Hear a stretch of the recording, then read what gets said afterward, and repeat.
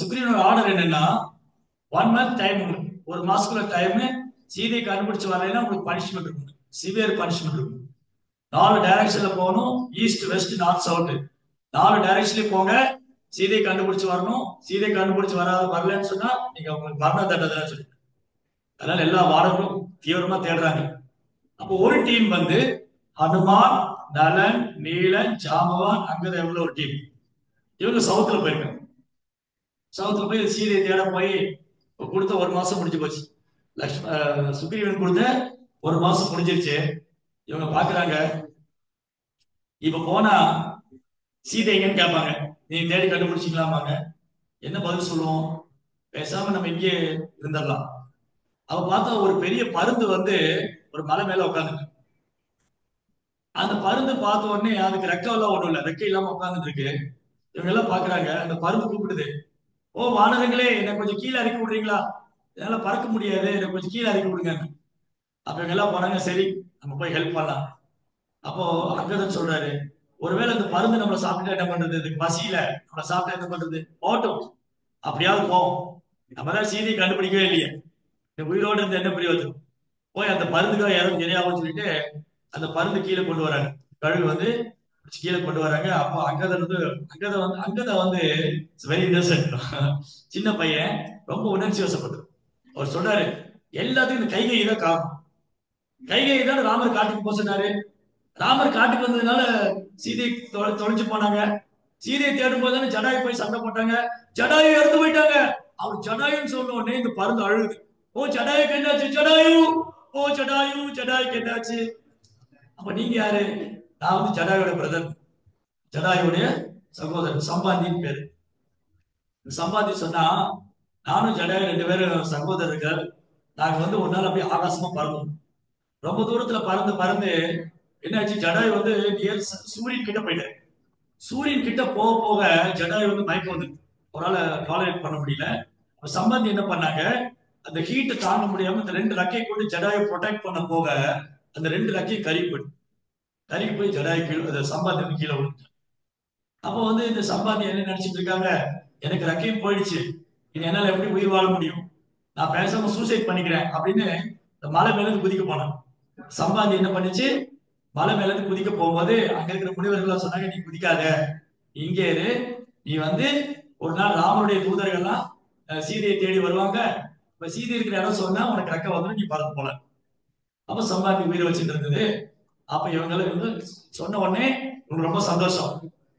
ஹனுமான், நலன், ஜீரன் ரொம்ப நலன், நீலன் ரொம்ப சந்தோஷமாயிடுச்சு. ஓ வெரி நைஸ். அவர் சம்பாதி சொன்ன உடனே, நாங்க சீதையை தேடிதான் வந்திருக்கோம், நீங்க சீதை இருக்கிற இடம் சொல்லுங்க. இந்த பருந்து என்ன பண்ண ரொம்ப தூரம் பார்க்கும். அந்த பருந்து சொல்லிச்சு, இங்க இருந்து 100 யோஜனா, 100 யோஜனையில சமுத்திரத்தை கடந்து போனா அங்க லங்கையில சீதா இருக்காங்க அப்படின்னு சொன்ன உடனே சம்பாதிக்கு ரெக்க வந்து, ரெக்க வந்து, ஜெய் ஸ்ரீராம். இவங்க ரொம்ப சந்தோஷம். நலன், நீலன், ஜாம்பவான், அங்கதெல்லாம் குதிச்சு, ஆன்மனா குதிச்சு சந்தோஷமா வராங்க. சீதை இருக்கிற எல்லாம் தெரிஞ்சு போயிடுது. இந்த கடலை வந்து கடந்து போனா, இந்த சமுத்திரத்தை கடந்து போனா சீதை பார்த்துடலாம். ஓடி வந்து கடற்கரை வந்து அப்படியே ஸ்டக் ஆயிட்டாங்க. இப்ப யாரு இதை கடக்கிறது? 100 யோஜனா, 100 யோஜனா கிட்டத்தட்ட ஒரு 800 மைல் வரும். யார் கிராஸ் பண்ணுவா? ஒரு வானரம் சொல்லிச்சு, நான் 10 யோஜனா தாண்டுவேன், என்ன பிரயோஜனம்? இன்னொன்னு சொன்னா, நான் 20 தாண்டுவேன். ஒருத்தர் 30, 40, 50. கடைசி அங்கத சொன்னாரு, நான் 100 யோஜனா தாண்டிடுவேன். ஓ வெரி குட் வெரி குட், அங்கதான் நீ போலாம், ஆனா திரும்பி வரும்னு தெரியாது. நான் 100 யோஜனா தாண்டிடுவேன், அது திரும்பி வரும்னு தெரியாது. அப்ப பேசாம இருக்கு. இப்ப என்ன பண்றது? எல்லாரும் ஒண்ணுன்னு சொல்லிட்டு இருக்காங்க. ஹனுமான் அப்படி பேசாம நின்றுருக்கு. ஹனுமான் சோகம் போடணும், ஹனுமான் அப்படியே பணிவா நின்று. அப்ப ஜாம்பவான் சொன்னார், ஒரே ஒரு ஆள் தான் முடியும், ஒரே ஒரு ஆள் நினைச்சாதான் இந்த சமுத்திரத்தை கிராஸ் பண்ண முடியும், அது வேற யாரும் இல்ல, ஹனுமானுக்கு மட்டும்தான் முடியும். ஹனுமானை பத்தி சொல்றேன். ஹனுமான் உண்மையே தெரியாம இருந்திருக்காரு. அப்ப ஹனுமானை பத்தி சொல்லும் போது ஹனுமானுக்கு அப்படியே அந்த ப்ரீவியஸ் அதெல்லாம் ஞாபகம் வருது. ஹனுமான் வந்து சின்ன குழந்தை, அஞ்சனா சுல்தான், அஞ்சனியோட குழந்தை. ஆக்சுவலா அவருக்கு ஹனுமான் பேர்ல வரும். ஹனுமான் என்ன தெரியுமா? ஹனுமான் என்னது? ஹனுன்னா இந்த தாடை, இது பிரேக் ஆனதா அனுமான், இது உடைஞ்சதுனால, தாடை உடைஞ்சதுனால அனுமான் பேரு. இப்ப வந்து எனக்கு வந்து ஒரு கண் இப்படி இருக்கு. அப்ப இவர் பார்த்து ஓரக்கண்ணான்னு சொன்ன எனக்கு கோவம் வரும். இல்ல என்ன ஒரு ஓரக்கண்ண போறோம், அவர் கால் சரியில்லை, அம்மார் ஒரு மாதிரி நடந்து போறோம். பட் ஹனுமான பத்திரம் என்ன சொல்றோம், ஹனுமான் ஹனுமானுக்கு அது ஒரு கோவம் வர மாட்டேன். அதான் டிவோட்டி. ஹனுமான்னா தாடை உடைச்சவன்னு அர்த்தம். So, கிருஷ்ணர் என்ன சொல்றோம், மக்கள் சோறு வெண்ணெய் திருடுனவன் சொல்றோம். நம்மளை பார்த்து ஏதோ திருடுன்னு சொன்னா ஒத்துக்கோங்க. நம்மளை பார்த்து இவர் வந்து பேனா திருடினவரு, நோட் புக் திருடினவரு, ஸ்கூல்ல சின்ன வயசுல நான் பேனா திருடினேன், இவர் பேனா திருடினவரு, அன்னையில இருந்து பேனா திருடுன்னு பேர் வச்சுட்டாங்க. நம்மள யாராவது பேனா திருடுன்னு கூப்பிட்டா கோவம் வரும் இல்லையா? ஆனா கிருஷ்ணர் சிரிச்சுட்டு இருக்காரு, மக்கள் சொன்னா வெரி நைஸ் டிவோட்டியான மக்கள் சோறு சொல்றேன். ஆனா கிருஷ்ணர் திருடன்னு சொல்றாரு, அவர் சிரிச்சுட்டு இருக்காரு. ஹனுமான தாட உடஞ்சு அவர் சிரிச்சுட்டு இருக்காரு. பக்தர்கள் என்ன ஹனுமான்னு சொல்றாங்க. அவருக்கு அர்ச்சனா சூதான் பேர். இந்த குழந்தை என்ன பண்ணா, ஒரு நாள் ஹனுமான் உட்கார்ந்து இருக்கும் போது சூரியன் உதிக்கிறத பார்த்தேன். காலையில் சூரியன் உதிக்கும் ரொம்ப அழகா இருக்கு, ஆரஞ்சு கலர் இருக்கும். பாத்துருக்கீங்களா? நம்மள நிறைய பேர் சூரிய உதயமே பாக்குறது இல்லை.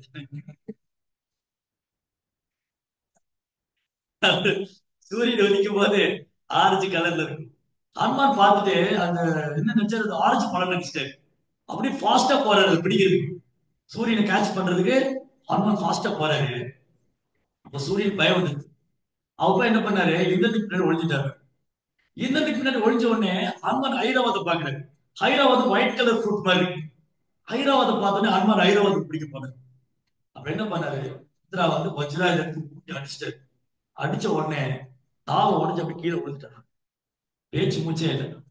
வாய்க்கு வந்து கோபம் வந்து, என்னுடைய பையன் வந்து சின்ன குழந்தை, அதான் தப்பு பண்ணு அடிச்சுட்டாங்க. என்டையர் காத்தி வந்து அப்படி சக் பண்ணிட்டேன். காற்று பூரா அப்படி இழுத்துட்டாரு. வாய் எல்லாம் ஸ்தம்பிச்சு போச்சு. காற்றுல எப்படி உயிர் வாழ முடியும்? எல்லா ஜீவராசியும் ஸ்ட்ரகிள் ஆகுறாங்க. எல்லா தேவர்களும் ஓடி வந்து பிரம்மாண்ட ஓடி வந்து இந்த மாதிரி இப்படி ஆகி போயிடுச்சு. வாயு வந்து காற்று பூரா இது பண்ணி ஸ்டாப் பண்ணிட்டாரு. அப்ப நீங்க வந்து அபராதம் பண்ணிட்டீங்க, ஒரு குழந்தைய அடிச்சிட்டீங்க, நீங்க இப்ப வந்து மன்னிப்பு கேட்கணும், அனுமாட்ட போய் மன்னிப்பு கேட்கணும். எல்லா தேவர்களும் வராங்க. இந்திரா, சந்திரா, வருணா, அக்னி, வாயு, பிரம்மதேவ், மகாதேவ் எல்லாரும் வந்து இந்த குழந்தைய பிளஸ் பண்றாங்க. வாயுவை சமாதானப்படுத்திட்டு, இந்த குழந்தை இருக்கு இல்லையா, இந்த குழந்தை இந்திரன் சொன்னாரு, என்னுடைய வஜ்ராயத்தை அடிச்சதுனால இந்த குழந்தை உடம்பு வஜ்ரமாக ஆயிடுது. எந்த ஆயுதம் அடிச்சாலும் வலிக்காது. அது சிரிச்சுட்டே இருப்பாரு. ஹரே கிருஷ்ணா. அவர் என்ன அடிச்சாலும் வலிக்காது. அவர் நினைச்சிட்டு இருக்காரு. அவர் வந்து என்ன பண்ணாங்க, பிரம்மா வரம் கொடுத்தாரு. பிரம்மா என்ன வரம் கொடுத்தாரு, என்னுடைய பிரம்மாஸ்திரத்தை கண்ட்ரோல் பண்ண முடியாது. இப்படி எல்லாரும் வரம் கொடுக்குறாங்க. இந்திரா வந்து வஜ்ராயத்துல அடிக்க முடியாது, அவர் ஒன்னும் ஆகாது, அவருக்கு வந்து உடம்பு வஜ்ரமாய் ஆயிடும்.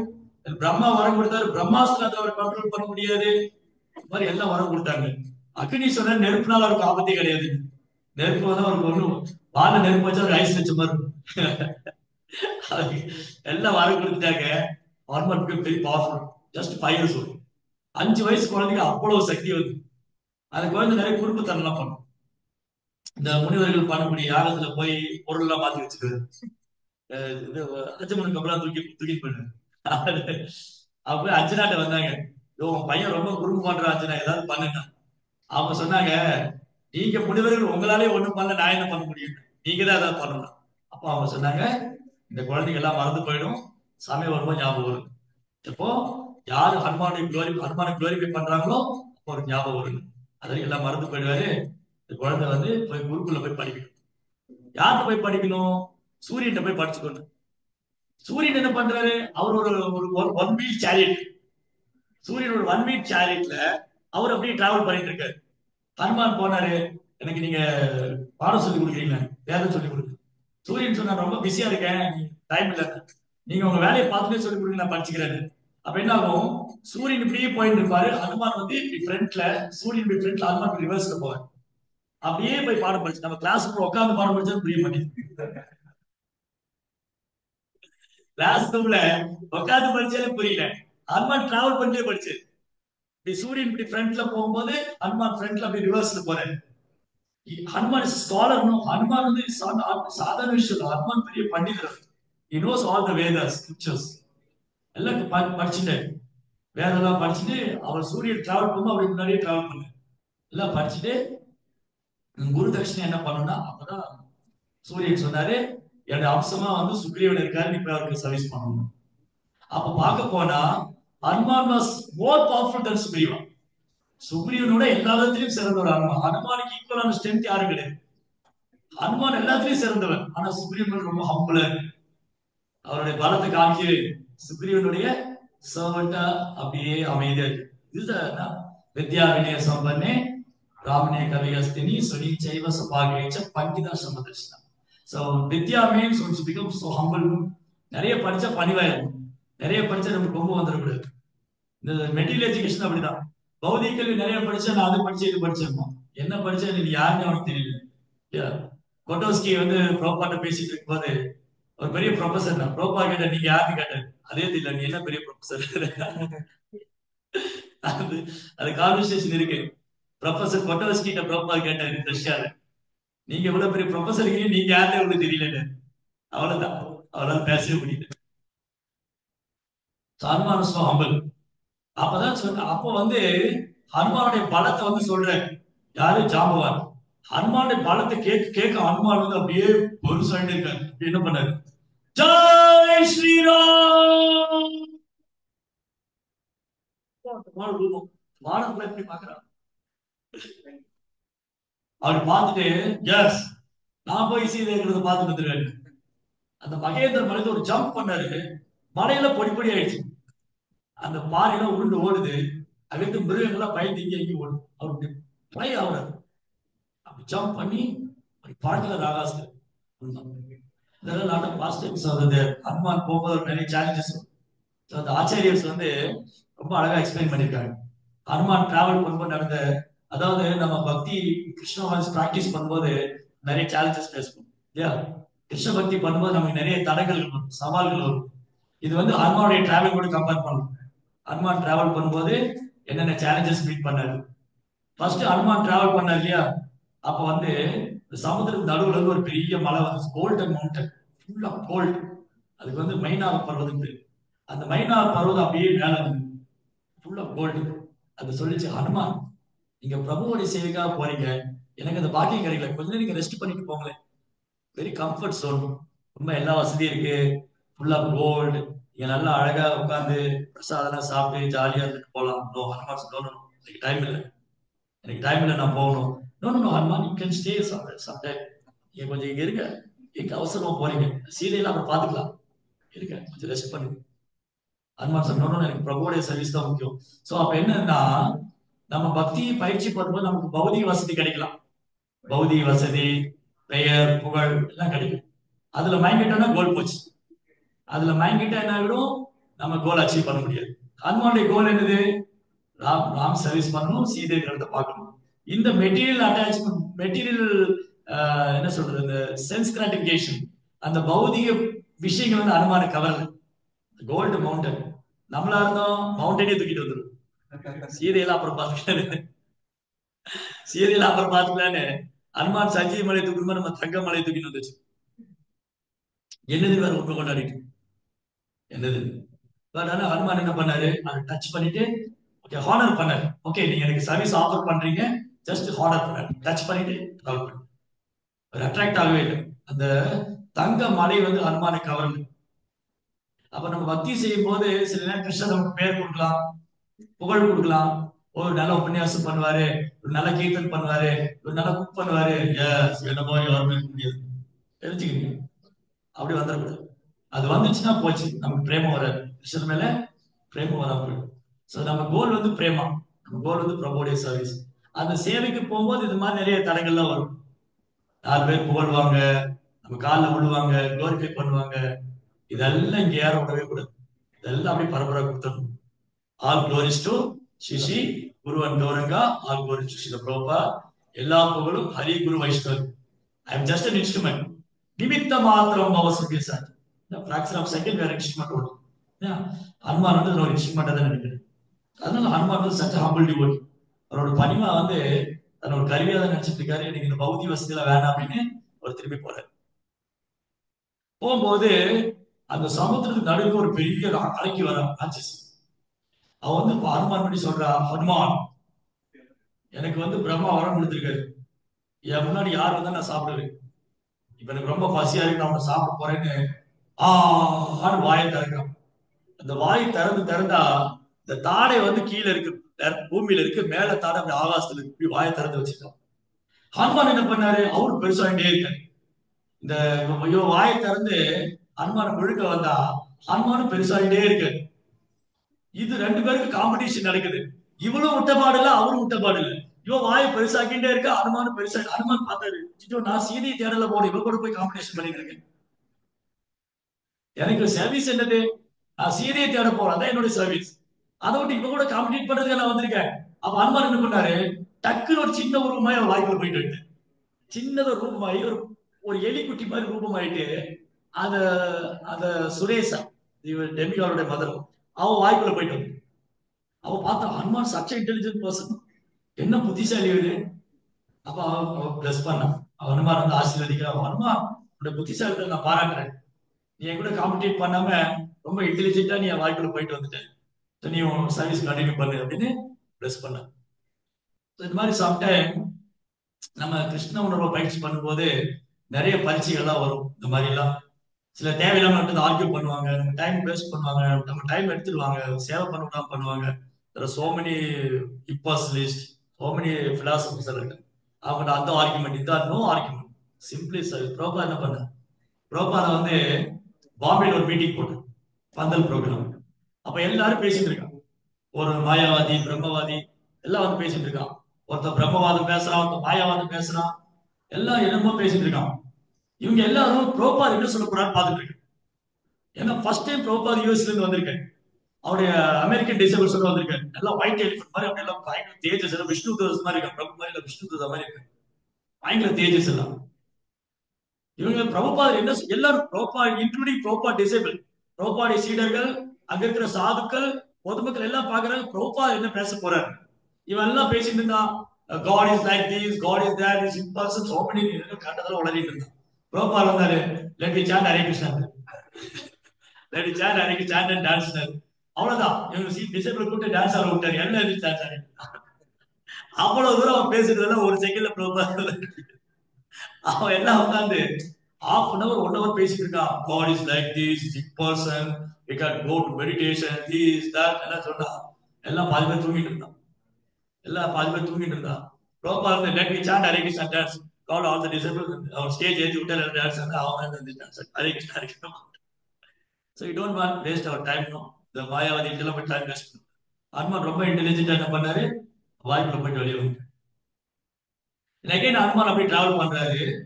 அவரால் ஒரு குறிப்பிட்ட தூரத்துல போக முடியும். யாரோ பிடிச்சு இழுக்கிறாங்க ஹனுமான், அவருடைய ஷேடோ வந்து பிடிச்சு இழுக்கிறவங்களால போக முடியல. பார்த்தா சிமிக்கான்னு ஒரு அரைக்கும். இந்த சிமிக்கா என்ன பண்ணா, ஹனுமான் பிடிச்சு இழுக்கிறா, விட மாட்டேங்கிறான். எப்படி நீ போலாம், நீ என்ன மீறி போக முடியாது, நான் உன்னை கொல்ல போறேன், நான் உன்னை கொண்டு ரத்தத்தை குடிப்பேன், நான் சாப்பிடுவேன் ராட்சசன். அந்த சிமிக்கிட்ட சொன்னா, என்னை விட்டுட்டு நான் போறேன், நான் பிரபுவோட சேவைக்காக போறேன், நீ ஒண்ணு பண்ணு, ஓகே உனக்கு பிரம்மாவான வர கொடுத்துருக்கலாம், உன் முன்னாடி வரதால நீ சாப்பிடலாம், என்னை விட்டுடு, நான் ராமர் சீதை இருக்கிற இடத்த பார்த்துட்டு வந்து ராமர்கிட்ட சொல்லிடுறேன், அப்புறம் நான் வந்துடுறேன், நீ சாப்பிட்டு. இந்த கதையில என்கிட்ட வந்தேன், இதுல நம்ப மாட்டேன். எப்பயும் ஒண்ணு பண்ணுவோம். அவன் வந்து வாயை திறந்தான். அப்படியே வாயை திறந்தா அனுமான் வந்து பெருசாகிட்டே இருந்தாரு. அனுமான வாய்க்குள்ள போயிட்டு என்ன பண்ணாரு, அவ வந்து உதட்டா ரெண்டா பீச்சு அவளை வந்துட்டு அவளை தூக்கி போட்டு அனுமான் டிராவல் பண்ணும். இந்த மாதிரி சம்டைம் நம்ம கிருஷ்ண பக்தியை பயிற்சி பண்ணும்போது நிறைய தடங்கல்கள்லாம் வரும். பொறாமைக்காரங்க வந்து டிஸ்டர்ப் பண்ணுவாங்க. நீ வந்து என்ன கிருஷ்ண இந்த நீ இப்ப கிருஷ்ண மாஸ் பண்ணிட்டு இருக்க, நீ உனக்கு வேலை இல்லையா, நீ எவ்வளவு என்ஜாய் பண்ண வேண்டியது இருக்கு அதெல்லாம் சொல்லுவாங்க. இதை நம்ம அஃபெக்ட் ஆகக்கூடாது. அனுமான் வந்து பிக்ஸ்ட் இன் டிவோஷன். அனுமான எதுவுமே தடுத்து நிறுத்தல. பௌதிக வசதி, அன்வான்டட் திங்ஸ் எதுவுமே அனுமான தடுத்து நிறுத்தல. அனுமான் போயிட்டே இருக்கு. Finally Hanuman reach Lanka. லங்கையில போயிட்டாரு. லங்கையில போனா அங்க ஒரு தேவதை இருக்கா, லங்கினி, லங்காவுடைய காவல் தேவதை. அவ பார்த்தா இந்த ஹனுமான் என்ன பண்ணாருன்னா, அவர் குட்டி போன மாதிரி லங்கைக்குள்ள என்ட்ரானா இந்த லங்கினி பிடிச்சிட்டா. ஏய் நீ யாரு, நீ வானரம் பார்த்துட்டு எப்படி நீ லங்கைக்குள்ள வர, உன்னை அனுமதிக்க மாட்டேன். அவர் சொன்னாரு, ஒண்ணு இல்ல சும்மா சுத்தி பார்க்கலாம், என்ன விட்டுங்க. ஹனுமான் சொல்லி பார்த்தாரு, கேட்கிறப்ப ஒரு ஆளை விட்டாரு. அவ்வளவுதான். ரொம்ப ரெக்வஸ்ட் பண்ணி பார்த்தாரு. லங்கினி விடுற மாதிரி இல்ல, பலான்னு ஒரு ஆளை விட்டாரு. இங்க தைரியமா போலாம், தரமும் போலாம். அப்ப லங்கினி சொன்னா அப்ப லங்கினி சொன்னா, எனக்கு வந்து இந்த மாதிரி ஒரு வரம் இருக்கு. நீ ஒரு நாள் ஒரு வாரத்துக்கு அரை வாங்குவேன். அன்னையோட முடிச்சது லங்கியோட அன்னையோட லங்கியோட லைஃப் முடிச்சது. அவ்வளவுதான், பினிஷ். இந்த மாதிரி அனுமார் வந்து ரொம்ப பியூட்டிஃபுல்லா வந்து லங்கைக்குள்ள போய் சீதை தேடுது. இங்கெல்லாம தேடி சீதை கண்டுபிடிக்க முடியல. ராவனுடைய அந்தப்புறத்துல போனா அவன் வந்து படுத்துட்டு இருக்கான். 10 தலை, 10 தலையில 20 கண்ணு மேல போயிடுச்சு. இந்த 20 கையிலையும் 20 பொண்ணுங்க, டிஃப்ரெண்ட் பிளேஸ்ல இருந்து, அப்சரா என்னன்னு உலகத்துக்கு பிடிச்சிருந்திருக்கான். அப்ப ஹனுமான் நினைச்சா, சீச்சி நான் ஒரு பிரம்மச்சேரி, இதெல்லாம் பார்க்கணுமா? அது மட்டும் இல்ல, இங்க போய் சீதை இருக்க முடியுமா? வாய்ப்பே இல்லை. இந்த இடத்துக்குள்ள சீதை இருக்க வாய்ப்பே இல்லை. அப்படியே தேடி தேடி கண்டுபிடிக்கவே முடியல. அப்புறம் அப்படியே உட்கார்ந்துட்டு இருக்காரு. அங்க ஒரு மரத்து மேல உட்கார்ந்துருக்காரு. அங்க பார்த்தா ஒரு பியூட்டிஃபுல் கார்டன்.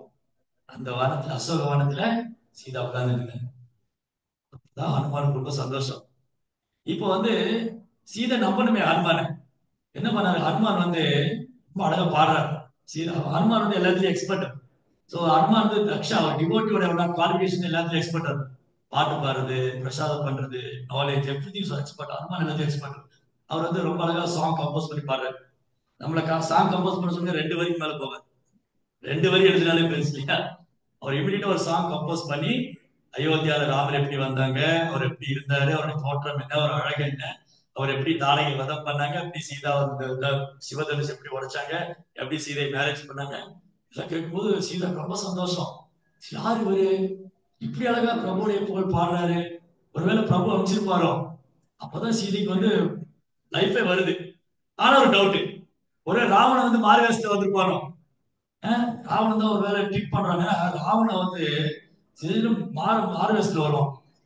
ஒரு நாள் திடீர்னு என்ன பண்ணா, ராமர் மாதிரி ஒரு பாடி கொண்டு போட்டான். ராமனுடைய தலையை கொண்டு போட்டான். ராமரை கொண்டுட்டேன்னு.